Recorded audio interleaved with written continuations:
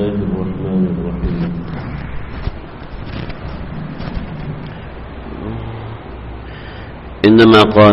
إنما كان قول المؤمنين إذا دعوا إلى الله ورسوله ليحكم بينهم أن يقولوا سمعنا وأطعنا وأولئك هم المفلحون ومن يطع الله ورسوله ويخشى الله إلى آخر الآية. سورۃ النور کی آیت نمبر 51 سے لے کے آگے تک کا مضمون ہے.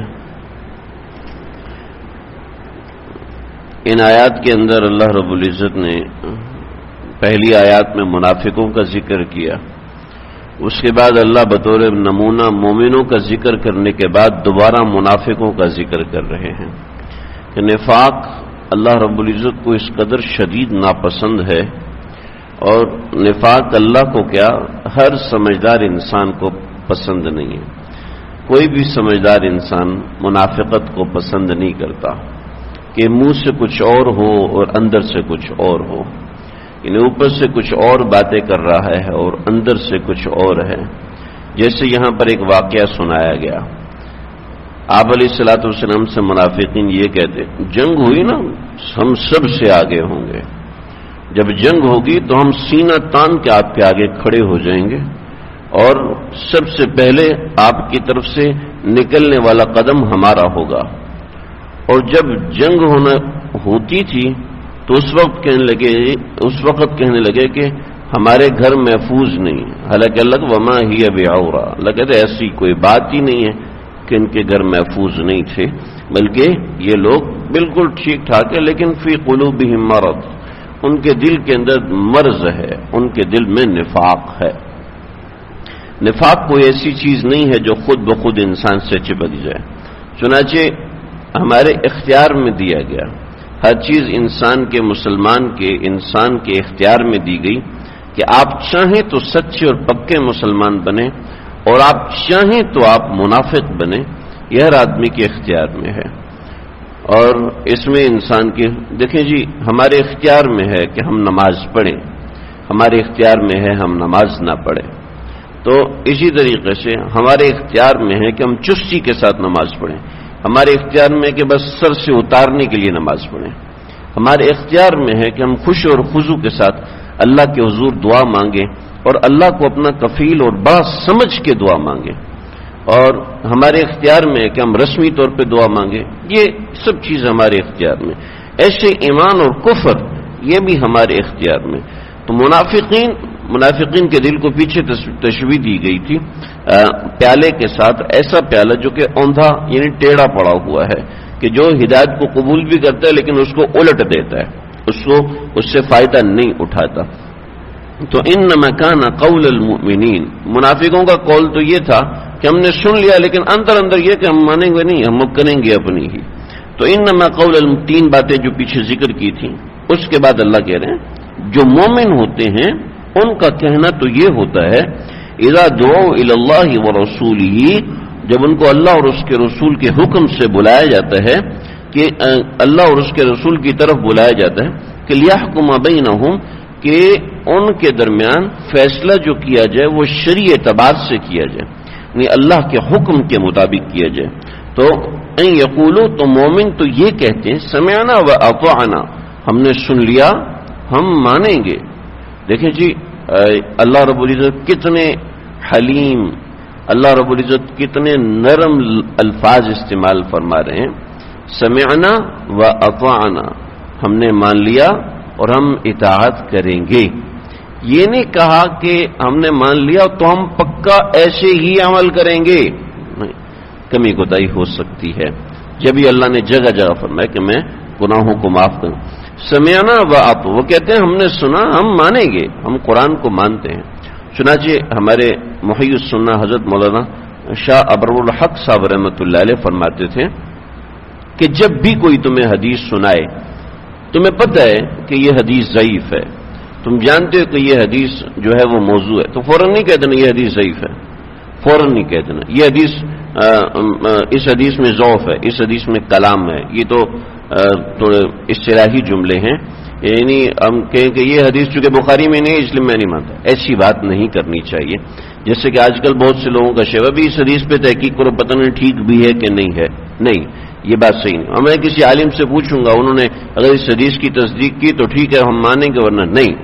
ہم نے سن لیا، ہم انشاءاللہ عمل کریں گے. ہاں اس کے بعد اس کو کہنے کی ضرورت نہیں ہے، سامنے والے کو بتانے کی ضرورت نہیں ہے. ہاں اس کے بعد کسی عالم سے تحقیق بھی کر لیجئے، جی یہ حدیث مجھ تک پہنچی ہے تو اس بارے میں علماء کی کیا رائے ہے آپ بتا دیجئے. اور کیونکہ بہت سے لوگ ایسے ہیں جو کہ وضاع حدیث ہیں، کئی ایسے لوگوں کو حضرت علی رضی اللہ تعالیٰ نے پکڑا جنہوں نے تختہ دار پہ اعتراف کیا کہ ہم نے 30,000 حدیثیں گھڑی ہیں، ہم نے لوگوں کے اندر مشہور کر دی 30,000 حدیثیں. ایسی بہت سی روایات ہیں جو لوگوں نے مشہور کی، لیکن آپ کے سامنے ہمارے سامنے کوئی حدیث آتی ہے تو ہمارے اکابرین فرماتے ہیں حدیث کو سن کے فوراً ہاں ہم مانتے ہیں، ہم عمل کریں گے. بعد میں تحقیق کریں، اس کو فوراً کہہ دینا کہ نہیں میں تحقیق کروں گا پتہ نہیں ٹھیک ہے کہ نہیں. نہ یہ بات نہیں. دیکھیں ایک مثال ہے، اس نے آپ کو حدیث سنائی اور وہ ٹھیک تھی، تو آپ نے اور میں نے ہم نے یہ کہہ دیا کہ ہم اللہ کے نبی کی بات کی تحقیق کریں گے. اوفو کس قدر بے ادبی ہے. اس لیے ایسے موقع پر نہیں کہنا چاہیے، نہیں ہم تحقیق کریں گے. ہاں ٹھیک ہے سمعنا وعد، ہم نے سن لیا، انشاءاللہ ہم اس کو مانیں گے. ایسی بہت سی حدیثیں، بہت سی احادیث ہیں جس میں اختلافی معاملات ہیں، ایسی روایات ہیں جس میں رفع الیدین کرنے کا ذکر ہے، ایسی روایت ہے جس میں سجدے کے درمیان رفع الیدین کرنے کا ذکر ہے، ایسی روایت ہے جس میں اونچی نماز پڑھنے کا ذکر. بہت جگہوں پر ایسا ہے تو ہم کیا کہیں گے جی ہم اس کو نہیں مانتے، جی ہم اس کو مانتے ہیں. لیکن دوسری جو احادیث اس کے بعد کی ہیں ان احادیث کو ہم زیادہ راجح مانتے ہیں، ان کو مرجو مانتے ہیں، کیونکہ قرآن مجید کے بہت سے احکامات ایسے ہیں جو منسوخ ہیں. تو لیکن ہم فوراً نہیں کہیں گے یہ منسوخ ہے، ہم فوراً نہیں کہیں گے یہ حدیث رد ہے. نہیں، ہم یہ نہیں کہیں گے، یہ کہنا بے ادبی ہے. بہت سے اختلافات ہیں، بہت سی ایسی چیزیں ہیں جو کہ روایات میں منقول ہیں لیکن صحابہ کرام نے اس کے مطابق عمل نہیں کیا، صحابہ کرام نے اس سے ہٹ کے عمل کیا. ایسے بہت سے معاملات سامنے ہیں. تو شریعت ایک جامع طریقے کا نام ہے، لیکن ہمارے سامنے اگر کوئی دوسری حدیث آتی ہے تو اس حدیث کے اوپر ہم اس طریقے سے معاملہ کریں جی ہم نے سن لیا، سمعنا واطعنا، ہم اطاعت کریں گے اس کی. وَأُولَئِكَ هُمُ الْمُفْلِحُونَ، جو لوگ ایسا کرتے ہیں وہ لوگ کامیاب ہوتے ہیں، جو لوگ ایسا کرتے ہیں وہی لوگ کامیاب ہوتے ہیں. دیکھیں جی ہر بات کہنے سمجھنے کا طریقہ شریعت نے سکھایا. حضرت شیخ الاسلام حضرت مفتی تقی عثمانی صاحب دامت برکاتہم کے پاس ایک انگریز آیا، عیسائی تھا، تو کہنے لگا کہ جی میں دارالعلوم کراچی میں داخلہ لینا چاہتا ہوں. بھی کیوں داخلہ لینا چاہتے ہیں آپ؟ کہ جی میں تحقیق کرنا چاہتا ہوں کہ دین اسلام برحق ہے یا نہیں. تو اس کے بعد مزید بات یہ ہے کہ بہت سے لوگ ہیں، شیعہ ہیں، سنی ہیں، بریلوی ہیں اور قادیانی ہیں. باہر کے لوگ تو نہیں جانتے نا کہ یہ کافر ہیں. تو شیعہ ہے، سنی ہے، بریلوی ہیں، قادیانی ہیں، فلاں ذکری ہیں، فکری ہیں، آغا خانی ہیں. تو مجھے کیا پتہ ان میں سے کون برحق ہے؟ لہٰذا میں آپ کے مدرسے میں پڑھوں گا، پڑھنے کے بعد میں تحقیق کروں گا، تحقیق کرنے کے بعد پھر میں مسلمان ہوں گا. کیونکہ اگر میں مسلمان ہوا تو مجھ سے کوئی پوچھے گا کون سا مسلمان ہوئے، میں اس کو کیا بتاؤں گا؟ میں دیوبندی ہوا ہوں، دیوبندی والا مسلمان، میں بریلوی والا کون سا مسلمان ہوا ہوں، میں ان کو کیا بتاؤں گا؟ تو حضرت شیخ الاسلام حضرت مفتی تقی عثمانی صاحب دامت برکاتہم فرمایا کہ دیکھو نفس اسلام کے اندر ان سب تحقیق میں پڑھنے کی ضرورت نہیں ہے. کوئی بریلوی ہے، کوئی شیعہ ہے، کوئی دیوبندی ہے، کوئی کیا ہے، کوئی کیا ہے. اللہ کے وجود کے اندر کہ اللہ وحدہ لا شریک ہے اور محمد عربی صلی اللہ علیہ وسلم ان کے آخری رسول ہیں.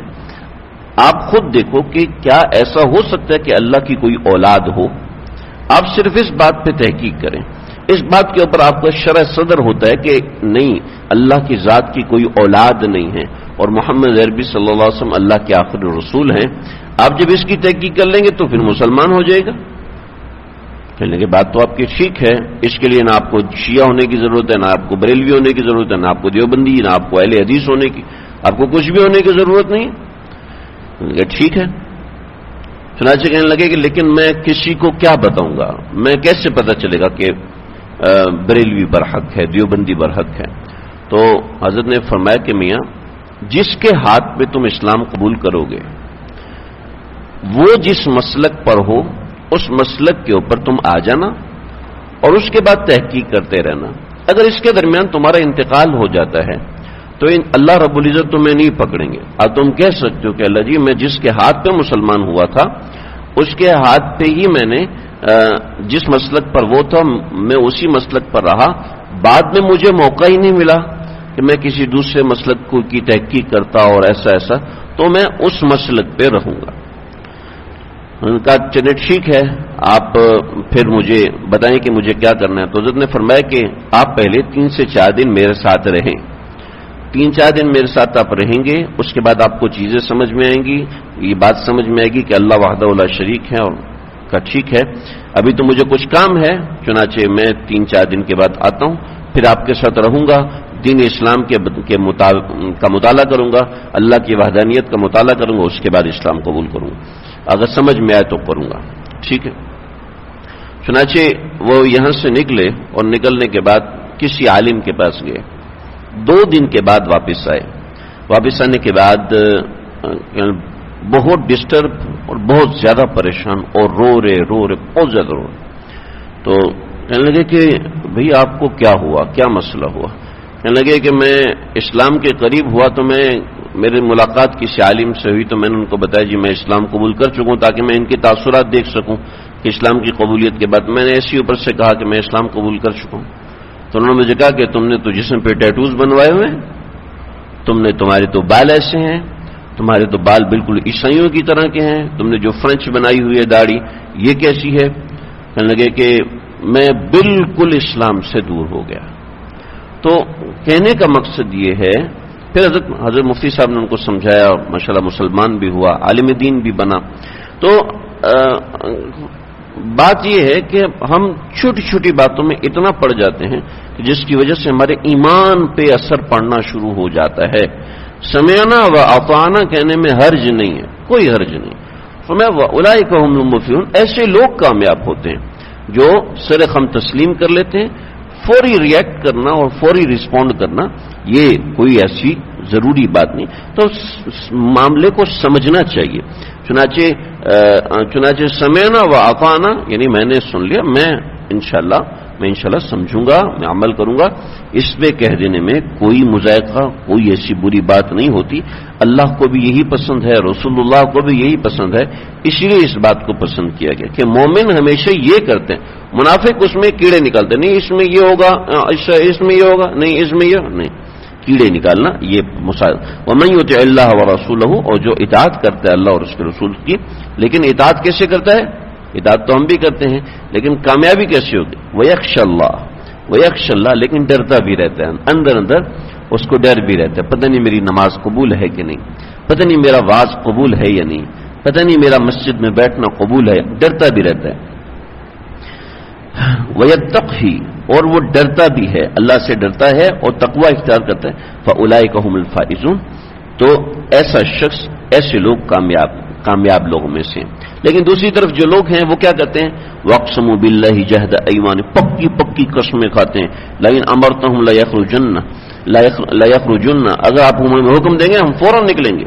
قُلْ لَا تُقْسِمُوا, آپ ان سے قسمیں مت کھاؤ. طاعۃ معروفہ, تمہاری جو اطاعت ہے وہ سامنے کھلی ہوئی ہے. ان اللہ خبیر بما تعملون, جو تم کرتے ہو اللہ تعالیٰ اس سے بہت اچھے طریقے سے باخبر ہے. قل اطیعوا اللہ, کہیے کہ اطاعت کرو اللہ کی اور اس کے رسول کی. یہ فَإِن تولوا, اگر تم اس سے اعراض کرو گے, فَإِنَّمَا عَلَيْهِ مَا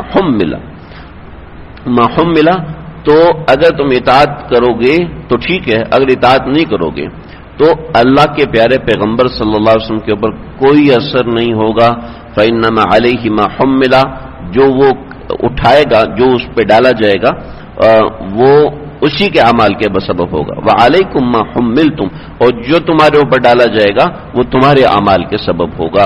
وَإِن تُطِيعُوا تَهْتَدُوا, اگر تم اطاعت کرو گے تو تم ہدایت پاؤ گے. وَمَا عَلَى الرَّسُولِ الا البلاغ المبین, ہاں پیغمبر کے ذمے بس تمہیں پیغام پہنچا دینا. اس میں باتیں ہیں بہت ساری, انشاءاللہ آئندہ ذکر کروں. اللہ سمجھنے کے عمل کرنے کی توفیق عطا فرمائے.